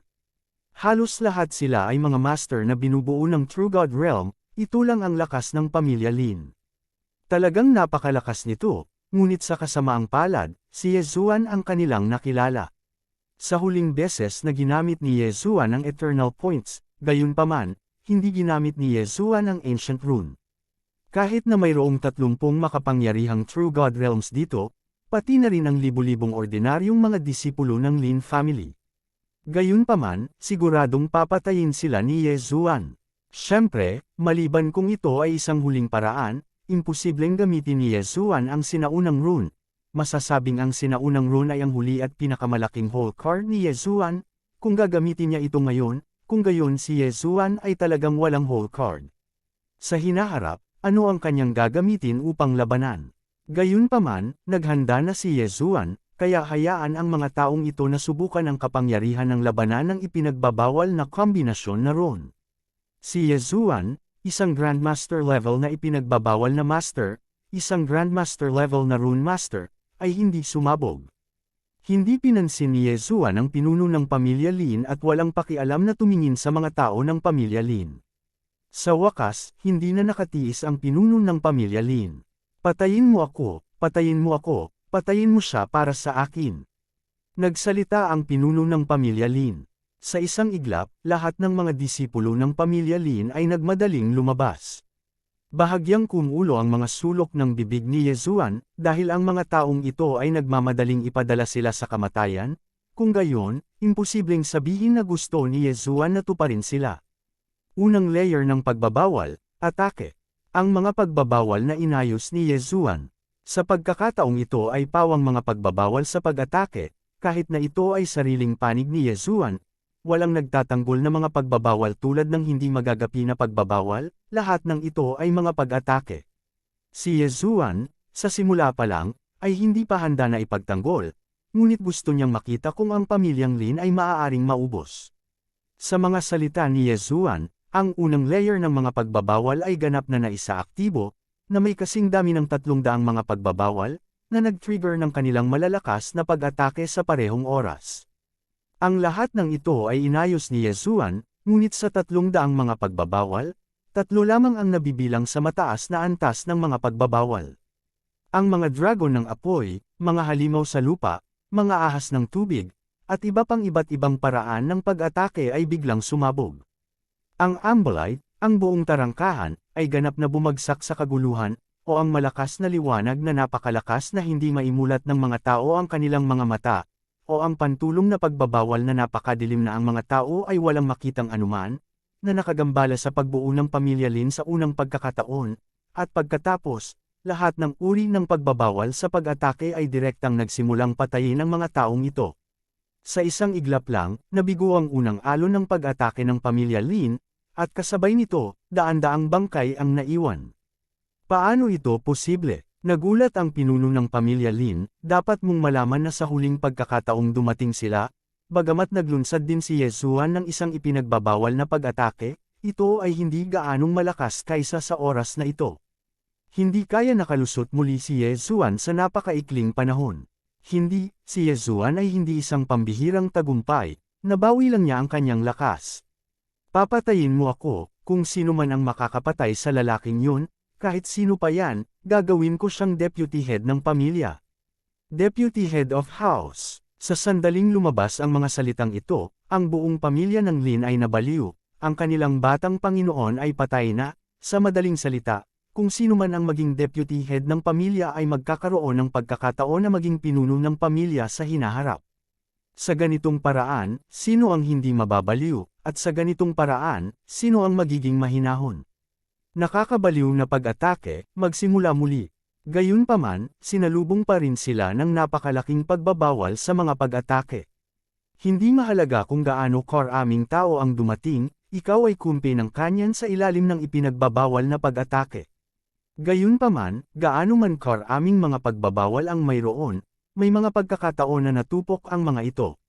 Sa wakas, ngunit matapos ang huling pagbabawal ay sinira ng pamilya Lin, sa wakas ay maaari na nilang atakihin si Yezuan ng direkta. Pero ganun ba talaga? Nakita kong nagtaas ng kamay si Yezuan, at hindi mabilang na mga Divine Beast ang lumitaw, hindi ang Thousand Beast Sword Attendant at ang Flower God Sword Attendant, ano pa kaya ito? Ang mga Divine Beast ay umungal, sumugod, at muling gumawa ng bilog ng mga depensa sa harap ni Yezuan, na hamarang sa pag-atake ng pamilya Lin. At si Yezuan mismo, sa likod ng banal na hayop, ay direktang naglabas ng sunod-sunod na ron. O kidlat, o kulog. Sa patuloy na pag-atake ni Yezuan, isang disipulo ng sikat na pamilyang Lin ang direktang nahulog, at maging ang isang malakas na tao ng pamilya Lin na may malalakas na kakayahan ay nasugatan o napatay pa. Sino siya, at bakit, na may gayong nakakatakot na kapangyarihan sa pag-atake? Nagsisi ang ulo ng pamilya Lin. Oo, sa pagkakataong ito, talagang nanghinayang siya, pinapanood niya ang kanyang mga tao na isa-isang pinapatay, paanong hindi siya magsisisi? Ngunit, gumagana ba ang pagsisisi? Hindi, ito ay walang kaunting silbi, dahil na-i-provoke. Na niya ang digmaang ito, kung gayon, maaari lamang siyang kumapit, kahit pabayaan niya si Yezuan, hinding-hindi siya pababayaan ni Yezuan. Nagpatuloy ang labanan, umaasa sa koleksyon ng Qiankun Rings ng mga namatay sa labanan, hinayaan ni Yezuan ang sistema na patuloy na pinuhin ang mga rune o pagbabawal sa isang banda, at naglunsad ng mga alon ng pag-atake sa pamilya Lin sa kabilang banda. Dahan-dahan, ang kalamangan ay nagsimulang magbago sa panig ni Yezuan, at si Yezuan ay hindi na lamang dumpensa at gumanti sa pag-atake, ngunit nagkusa na umatake. Kung tutuusin, sa paglipas ng panahon, maraming namatay at nasugatan sa mga disipulo ng pamilya Lin ang pumuno sa mga puso ng mga natitirang tao ng takot. Ang taong nasa harapan niya ay tila isang pag-iral na hindi kayang talunin, kahit gaano pa sila kalakas, hindi sila maaaring sumugod. Sa halip, mas maraming bangkay ang maaaring maiwan. Ang malalakas na pagbabawal na iyon, ang malalakas na paraan ng pag-atake ng rune, ay nagpahirap sa pamilya Lin. Oras na, tapos na. Biglang lumabas ang boses ni Yezuan, at walang nakakaalam kung ano ang sinasabi niya. At least, hindi alam ng pamilya Lin. Gayunpaman, nang mahayag ang mga susunod na aksyon ni Yezuan, alam nila. Hindi ito maganda, ito ay isang pagbabawal sa antas ng Grandmaster. Tumakbo ka. Oo, nag-iipon ng lakas si Yezuan sa panahong ito, at itong Heavenly Thunder 9 Locks Prohibition ay ang huling hold card na ginawa ni Yezuan. Nalaman ito ng pamilya Lin, ngunit sa kasamaang palad, huli na ang lahat. Sa casual na pagkilos ni Yezuan, ang Thunder 9 Lock Prohibition ay direktang lumitaw sa itaas ng mga ulo ng pamilya Lin noong araw na iyon. Maraming tao sa pamilya Lin ang hindi nakakaintindi hanggang sa sila ay mamatay, at ang mga pagbabawal, lalo na ang mataas na antas ng pagbabawal, ay tila naayos sa isang lugar. Bakit? Bakit ipinagbabawal ito ni Yezuan, ngunit maaari niyang simulan ito ayon sa gusto niya sa isip ni Yezuan? Boom! Nahulog ang kulog mula sa langit, malakas ba ang kulog? Hindi naman, gamit ang kulog bilang isang paraan ng pag-atake, maraming tao ang gagawin, ngunit kapag ang kulog ay napakalakas, ito ay ang banal na kulog. Ang pag-atake ng God Thunder, kahit ang mga Diyos ay hindi makalaban. Patuloy ang panaghoy, isa-isang nahulog ang mga tao ng pamilya Lin, nagmakaawa sila, nakikiusap kay Yezuan na palayain sila. Gayunpaman, paano sila pakakawalan ni Yezuan? Kung ang lakas ni Yezuan ay katamtaman, at sa pagkakataong ito, siya ay nakulong, magiging mabait kaya ang pamilya Lin na palayain siya? Imposible, ang pamilya Lin, baka hayaan nilang mamatay kaagad si Yezuan, di ba?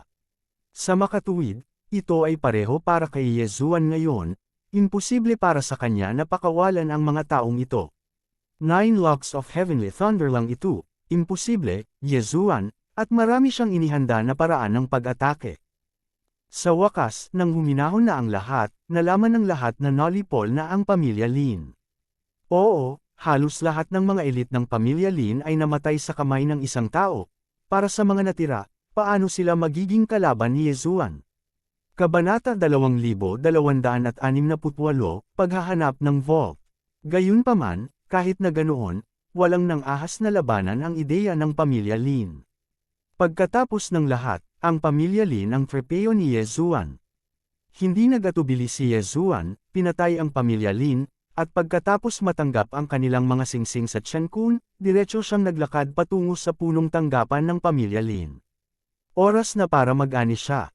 Nakakalungkot lang na hindi lalabanan ng mga ordinaryong tao ang ideya ng pamilya Lin, ngunit hindi ibig sabihin na ang iba pang tatlong pamilya ay hindi.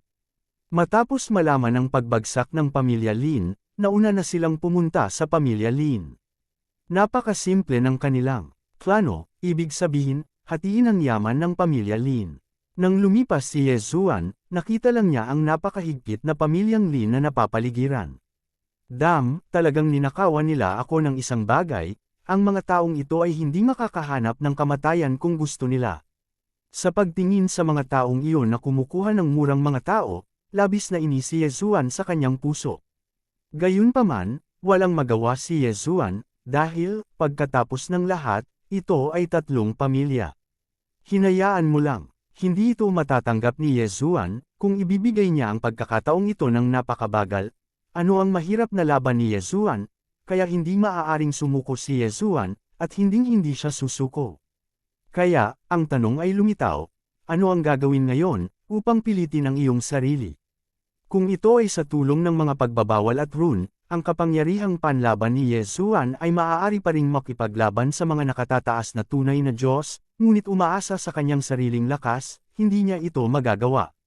Sumimangot si Yezuan, itong mga Moldita, talagang naglakas loob silang kunin ang mura ni Yezuan, naghahanap sila ng kamatayan. Direktang isinaaktibo ang nakatagong kakayahan ng Wings of the Gods, hindi pa rin gustong sumuko si Yezuan sa huli. Bagamat sinasabing tatlong tao ang nagbabantay dito, ngunit mabuti na lang at panandalian lang sila nakarating dito, marahil ang sekretong vault ng pamilya Lin, wala silang oras upang matuklasan ito, kaya may pagkakataon si Yezuan. Mabilis na umikot ang figure ni Yezuan, ang kanyang mga galaw, walang nakapansin sa lahat, kung tutuusin, ang nakatagong kakayahan ng Wings of the Gods ay napakalakas, kaya imposibleng sabihin ng kaaway na mahahanap niya si Yezuan. Napakalaki ng pamilyang Lin, kung tutuusin, bilang isa sa 4 na pangunahing pamilya sa Wiyu City, paano magiging maliit ang punong tanggapan ng kanilang pamilya? Saan nakatago ang sikretong vault ng pamilyang Lin na ito? Sa lobby ng pamilya Lin, ang iba sa pamilya Lin ay sama-samang tinamaan at patuloy na pinahirapan, ngunit sa kasamaang palad, ang mga taong ito ay walang anumang alam. Kung hindi mo sinabing oo, kung gayon, huwag mo akong sisihin sa pagiging hindi mabait. Nanas ang mga tao ng tatlong malalaking pamilya, at pagkatapos nilang malaman na ang kapangyarihan ng pamilya Lin ay nawasak, sama-sama nilang sinalakay at direktang pinalibutan ang pamilya Lin, naghahanda na hatiin ang pamilya Lin, ngunit nang pumasok sila, nalaman nila na ang treasure house ng pamilya Lin ay hindi isang bagay na mahahanap nila kung gusto nilang hanapin ito, kahit na maghukay sila ng 3 talampakan sa lupa, nakita nila ito. Matapos makinig kay Yezuan sa malayo, natukoy na niya na ang sekretong vault ay hindi pa natutuklasan.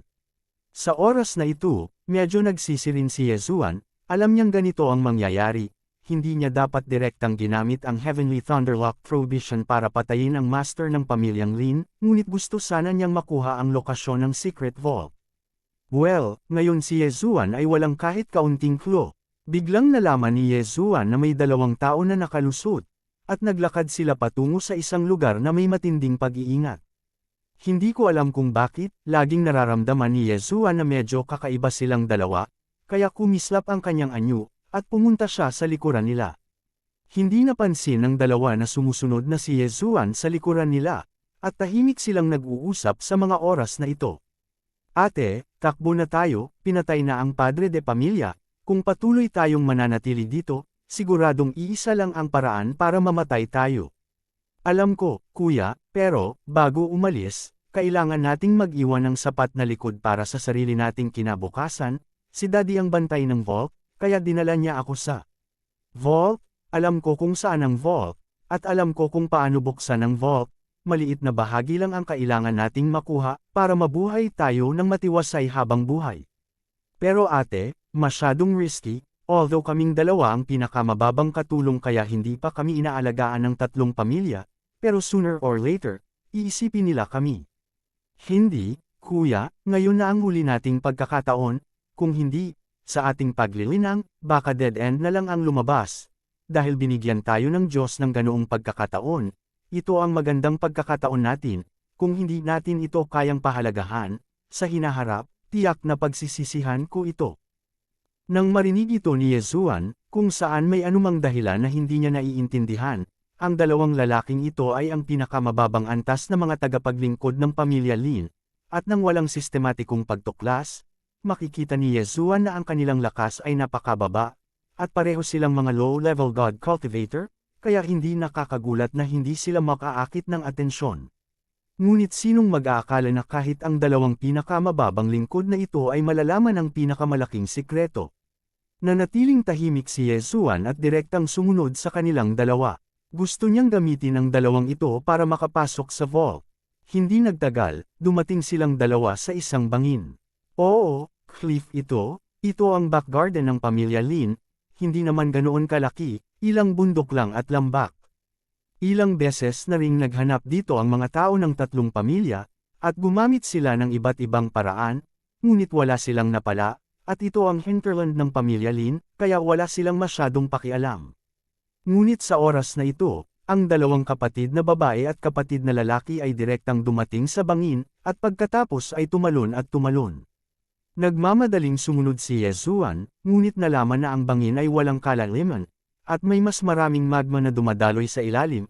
Mahirap gawin ito, ang treasure house ng pamilyang Lin na ito ay maaari pa ring maitago sa lava.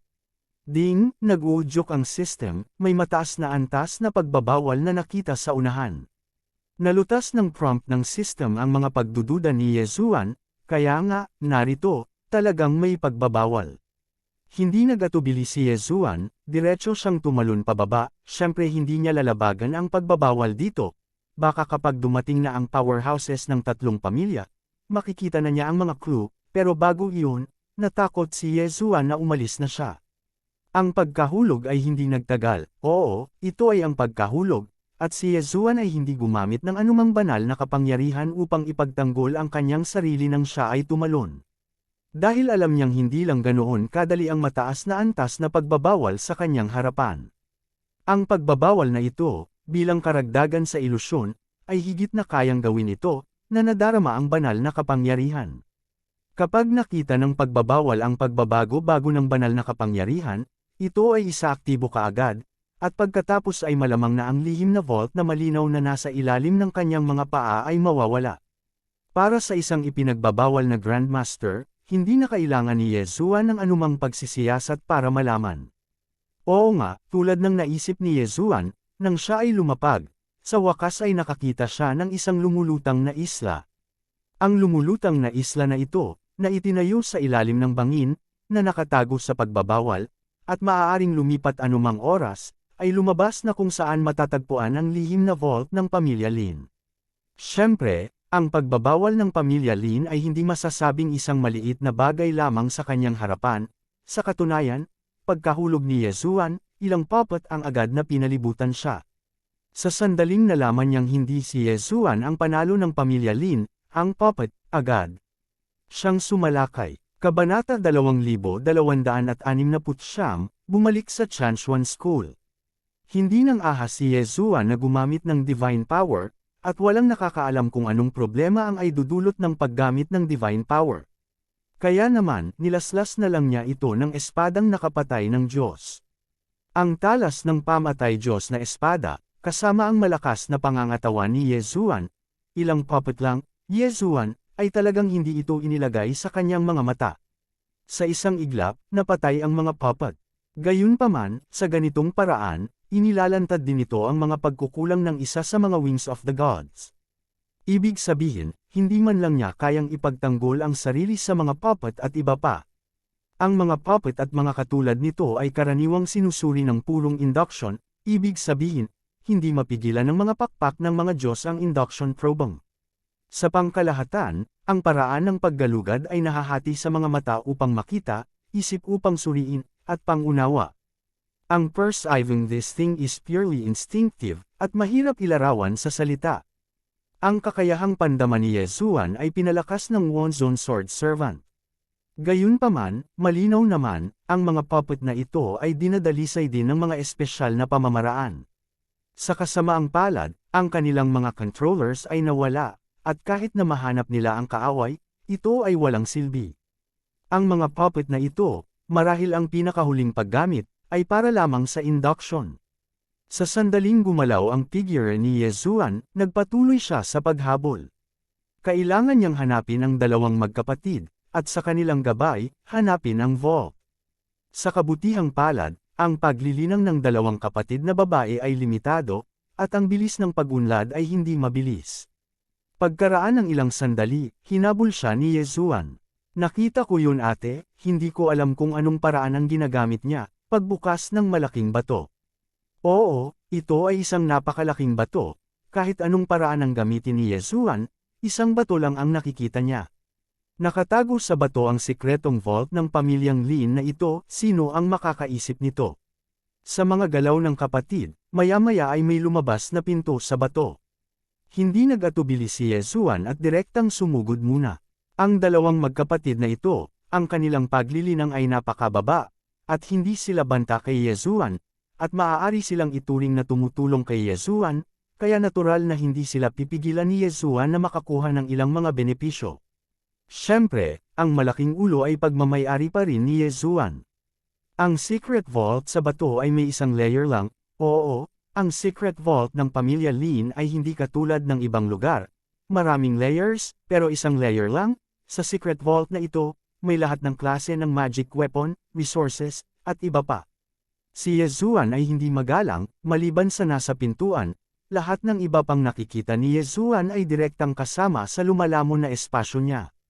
Ang bilis ng pagkolekta ni Yezuan ng mga bagay ay napakabilis, kaya hanggang sa nakolekta na ni Yezuan ang lahat ng mga bagay ay dumating ang dalawang kapatid na babae at lalaki. Ang kapatid na babae ay tumingin sa walang laman na kabangyaman sa pagkamangha, at hindi maintindihan kung bakit ito nangyayari. Paano ito, ang mga kayamanan? Ang mga kayamanan dito ay wala na. Ate, wala bang isa pa dito? Bilasan mo at mabilis tayong aalis pagkatapos nating makuha ang mga gamit natin, kung hindi, hahanapin tayo ng mga iyon, at hindi tayo makakaalis. Well, okay, kuya bilasan mo. Kunin na natin tong mga to at umalis na tayo. Tumango si Yezuan, nakatingin sa dalawang magkapatid na babae, bihira para sa dalawang ito na hindi maging kaaman. Hindi nagtagal, kinuha na rin ni ate at kuya ang kanilang mga gamit at nagmamadaling lumabas. At si Yezuan, na madaling umalis, ay piniling manatili at sumunod sa likod ng dalawang magkapatid. Oy, may galaw daw sa unahan, tara, tingnan natin. Matapos lumapit ang dalawang kapatid na babae at lalaki, may narinig si Yezuan sa di kalayuan. Nawala ang isip ni Yezuan, at alam na niya na ito ay dalawang langgam lamang ng Heavenly God Realm. Siyempre, wala ito kay Yezuan, ngunit kung mahanap niya itong kapatid na babae at kapatid na lalaki, natatakot ako na ang dalawang kapatid na babae at lalaki ay walang paraan upang mabuhay. 6 na salita na mantra, mamatay. Direktang iwinagayway ni Yezuan ang kanyang kamay, direktang pinatay ang dalawang tao, nang hindi man lang nagdulot ng kahit kaunting paggalaw. Lingid sa kaalaman ng magkapatid ay lumabas sila ng Ghost Gate. At pagkatapos, si Yezuan ay lihim na pinuprotektahan ang dalawang kapatid na babae at lalaki. Hanggat nakatagpo sila ng banta, papatayin sila ni Yezuan. Hindi nagtagal, matagumpay na iniwan ng tatlo ang pamilya Lin. Hanggang sa makatakas ay mukhang hindi makapaniwala ang nakababatang kapatid. Ate, kami, nakatakas kami. Nakatakas kami. Hehe Kuya Terena, hindi na tayo magiging miyembro ng pamilya Lin in the future. Napatay na ang tatay ko sa labanan, pati nanay ko namatay na rin, itong tatlong pamilyang Moldita, maya-maya maghihiganti ako gamit ang sarili kong mga kamay. Sige ate, buti na lang nakatakas tayo, anong paghihiganti ang pinag-uusapan natin, Terena? Pinagmasdan ni Yezuan ang dalawa na lumalayo, at hindi siya patuloy na sumunod. Si Yezuan ay ganoong tao, sinuman ang makasakit sa kanya, kung gayon, kahit na siya ay patayin, gagawin ito ni Yezuan, ngunit kung sinuman ang tumulong sa kanya, kahit na ito ay hindi sinasadyang tulong, si Yezuan ay handang tumulong. Itinuro ng dalawang magkapatid na babae at kapatid na ito ang sikretong vault ng pamilya Lin para kay Yezuan, kahit na sinabi na maaaring hindi ito mahahanap ni Yezuan kung wala sila. Ngunit, pagkatapos ng lahat, si Yezuan ay talagang nakatanggap ng tulong mula sa kanilang dalawa, kaya binigyan sila ni Yezuan ng pagbabago, at higit pa rito, isasama niya sila ng buhay sa pamilya Lin. Sa Wiyu City, natural na imposible para kay Yezuan na patuloy na manatili. Direktang umalis sa Wiyu City, inilabas ni Yezuan ang karwahe at naghanda na pumunta sa Chanshuan School para tingnan. Pagkatapos ng lahat, mahigit 1 taon na ang lumipas, at kailangan pang pumunta ni Yezuan para tingnan kung ang mga taong iyon mula sa Divine Rune Clan ay nabuli. Bukod pa rito, ang pag-unlock sa 3 level ng seal na iyon ay hindi isang bagay ng 1 o 2 araw, mas maraming level ang nakalock, mas magtatagal para ma-unlock ang mga ito, at bukod pa rito, kung may nakalock na level, kung gayon, hindi na rin kayang ipagpatuloy ni Yezuan ang pag-improve ng level. Ito ay maaaring ituring bilang isang paghihigpit sa paggamit ni Yezuan ng level exchange. Pagkatapos ng lahat, ang antas ng pagtubos ay maaari lamang gamitin sa mga desperado na sitwasyon, at ito ay lubhang mapanganib.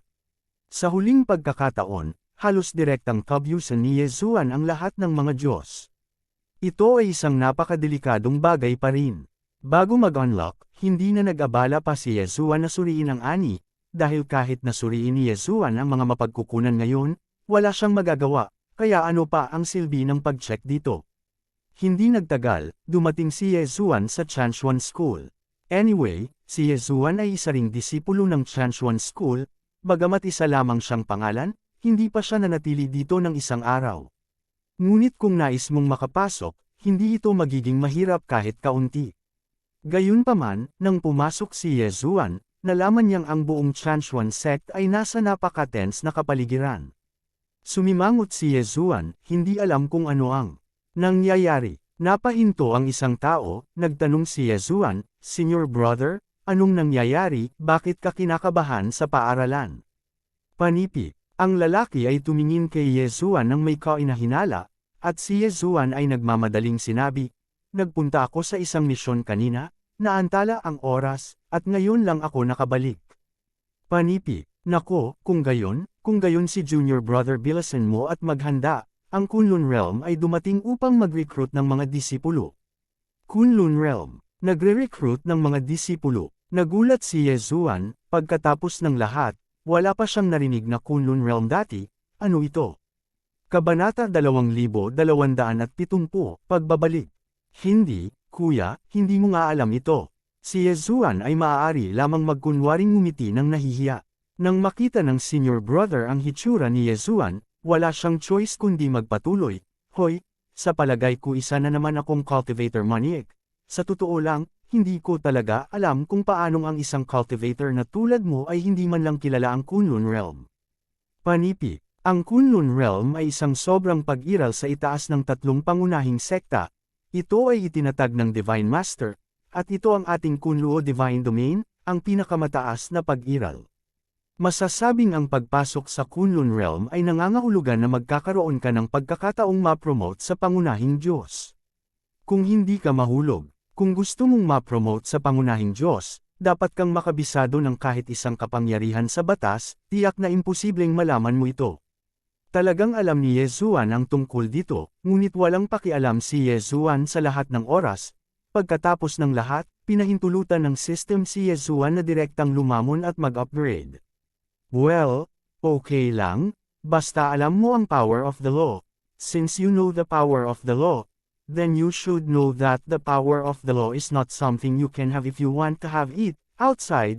Kahit malaki ang opportunity mo, imposibleng direktang mahawakan ang kapangyarihan ng batas. Gayunpaman, ang Kunlun Divine Domain ay iba. Sa Kunlun Divine Domain, ang kapangyarihan ng ilang batas ay nakakulong. Ibig sabihin, kapag naging disipulo ka ng Kunlun Realm, kung gayon, ito ay katumbas ng kakayahang hawakan ang kapangyarihan ng batas na iyon. Ngayon, naiintindihan mo na. Tumango si Yezuan, sa pagkakataong ito, talagang naiintindihan niya. Well, alam ko, salamat, senior brother. Panipi, si Yezuan at ang taong iyon ay nagpaalam pa lamang, ngunit narinig nila ang udyok ng system. Ding, nag-prompt ang system, nakahanap ang host ng isang random na nakatagong gawain at sumali sa Kunlun Realm. Ding, walang gantimpala sa pagkumpleto ng gawain, nabiguang gawain, at 5 parusa. Well, paano lilito ang isang gawain ng system? Bahagyang nagulat si Yezuan, dapat mong malaman na ang system task na ito ay hindi basta-basta ipapadala, kahit na ito ay isang gawain na walang gantimpala at parusa, ito ay may tiyak na kahulugan. System, bakit mo iminungkahi na sumali ako sa Kunlun Realm? Mukhang hindi ko na kailangan pang sumali. Ding, sinenyasan ng system na ang host ay may ganap na low perception physique, at random na magbubukas lamang ang system ng low power para sa host kapag na-upgrade na ang host. Kaya kung gusto ng host na makakuha ng mas malakas na lakas, kailangan nitong makakuha ng mas maraming low power. Kaya ayun, sa katunayan, hindi nagkamali si Yezuan, kapag na-upgrade na siya sa pangunahing Diyos, ang sistema ay talagang magbibigay sa kanya ng kapangyarihan ng isang batas, ngunit ang kapangyarihan ng batas na ito ay ibinigay lamang ng random. At kung nais ni Yezuan na makakuha ng mas malakas na lakas, kung gayon maaari lamang niyang matuklasan ang batas ng mag-isa, kasama ang kanyang espesyal na pangangatawan na maaaring matuto ng lahat ng mga batas, kung hindi siya magkukusa upang matuklasan ang batas, kung gayon ito ay isang pag-aaksaya. Ito na ba ang tinatawag na pagkakataong hindi mangyari? Kung hindi babalik si Yezuan sa pagkakataong ito, imposibleng malaman niya ang tungkol sa pagtanggap ng mga apprentice ng Kunlun Realm, ngunit bumalik siya, kaya alam niya. Mukhang sa pagkakataong ito, magpapalista na rin siya. Bagamat ayaw ni Yezuan na ma-restrict ng anumang puwersa, dahil pinayuhan siya ng system na pumunta sa Kunlun Realm para tingnan, sayang kung hindi pupunta si Yezuan. Direktang pumunta si Yezuan sa opisina ng pagpaparehistro at nag-sign up ng walang kaunting pag-aalinlangan. Gayunpaman, dahil siya ay nag-sign up ng huli, natatakot ako na ito ay magiging mahabang panahon para sa kanyang turn. Sa kaharian ng Kunlun, ang mga apprentice ay tinatanggap isang beses bawat 30 taon, ngunit sa bawat oras na tumatanggap lamang sila ng mga apprentice sa isang paaralan. Sa ganitong paraan, ito ay aktwal na katumbas ng isang pagkakataon na darating lamang sa loob ng 70 taon. Sa tuwing tumatanggap ng mga disipulo ang Kunlun Realm, walang alinlangan na napakaganda nito. Mas mababa sa ilang buwan, ito ay karaniwang imposible upang makumplito. Ang sobrang Yezuan ay hindi pa alam, at hindi siya nag-abala ng labis na pakialam, gayunpaman, natural niyang malalaman ang lahat pagdating ng panahon. Sa oras na ito, ang layunin ni Yezuan ay hanapin sila ni Feiyan. Gayunpaman, nang matagpuan ni Yezuan si Feiyan at sila, alam niya na ang kanyang mga alalahanin ay hindi kailangan. Sa oras na ito, ang ilang mga tao ng Divine Rune Clan ay higit na mas mahusay kaysa kay Yezuan. Dahil miyembro sila ng Divine Rune Clan, bagamat hindi sila pinahintulutan ni Yezuan na ibunyag ang kanilang mga pagkakakilanlan, gayunpaman, hindi nakatago ang kanilang kakayahang pinuhin ang Divine Runes. Rune Master. Ito ay isang napakatanyag na propesyon kahit saan. Sa makatuwid, sa oras na ito, mayroon ng hindi mabilang na mga tagasunod sa paligid ng mga taong iyon, at sa mga tagasunod na ito, maaaring hindi madali ang kanilang buhay. Kapag ang 10 tao na ito ay lumabas sa unang pagkakataon, masasabing sila ay medyo simple, at masasabing kahit sino ay maaaring suyuan sila. Ngunit ang 10 taong ito ay lahat ay sumunod sa isang utos, ang utos na iniwan ni Yezuan para sa kanila, iyon ay, kahit kailan, dapat silang makinig kay Feiyan, anuman ang mangyari. Sa makatuwid, kahit na maraming mga tukso sa panahong ito, hanggat nagsasabi si Feiyan ng isang salita, kahit na ano pa ang tukso niya, nakatitig lang sila ng tuyo. Dahil din dito, walang alinlangang naging mas hinahangad si Feiyan kaysa sa 10 sa kanila. Ang hindi mabilang na puwersa ay nakatuon ang kanilang mga mata kay Feiyan, at naunawaan ng lahat na hanggat kinuha nila si Feiyan, sila ay katumbas ng pagpapabagsak sa 10 Rune Masters. Bilang karagdagan, ang paglilinang ng Feiyan ay hindi isang mababang Zuan God hanggang ngayon. Ang kanyang disguise ay madaling makita, kaya siya ay isang malaking kagandahan at hindi na maitago. Kung ang isang tao ay hindi nagtanong tungkol dito, ang Feiyan na ito ay naging isang tao mula sa pangunahing pamilya ng Diyos, natatakot ako na may direktang gumamit nito. Sa oras na ito, tinuturuan ni Feiyan ng leksyon ang 10 Rune Master na ito, dahil ang mga simpleng lalaki na ito, ngayon pa lang, ay muntik nang mabunyag ang sikreto ng pag-iral ni Yezuan. Kung hindi dumating si Feiyan sa tamang oras, may malaking nangyari. Siyempre, ito ay ideya lamang ni Feiyan, sa puso ni Feiyan, dahil sinabi ni Yezuan na ayaw niyang manatili sa paaralan, at ayaw niyang malaman ng iba ang tungkol sa kanya, kung gayon, tiyak na may sariling kaayusan si Yezuan. At halos, ilantad ng mga lalaking ito si Yezuan, paanong hindi siya magagalit? Kaya, sa harap ng hindi mabilang na mga tao, 10 lalaki ang nakatayo sa isang hilera at nakatayo doon. At ang mga tagasunod na iyon ay naglakas loob lamang na manood mula sa malayo. Biglang sumigaw ang isang batang Diyos ng Rune Clan, Sister Feiyan, tingnan mo. Tingnan mo kung ano, panindigan mo ako. Hindi, Sister Feiyan, tingnan mo, kung gayon, bata ba iyon? Sinundan din ng mga taong ito si Feiyan at nagsimulang sumigaw sa anak ni Yezuan. Nang marinig ang titulong ito, iba man o Feiyan, agad niyang inikat ang kanyang tingin. Upang maging tumpak, ang mga mata ng lahat ay natipon sa harap. Sa mga oras na ito, sa harapan, isang binata ang dahan-daang naglalakad patungo sa gilid na ito, ang kanyang mga hakbang ay napakaswal, ngunit sa kanyang mga yapak, kitang-kita niya ang pagkabigla at pagkasabik ng nangungunang 10 Rune Master, ang unang kagandahan ng paaralan. Bata, si Child talaga. Tuwang-tuwa si Feiyan, dahil sa utos ni Yezuan, naiwan siya sa paaralan. Ngunit mas pinili ni Feiyan na sumunod sa panig ni Yezuan. Si Child talaga, saan ang 10 lalaking ito ay labis na nagmamalasakit, at direktang sumugod kay Yezuan.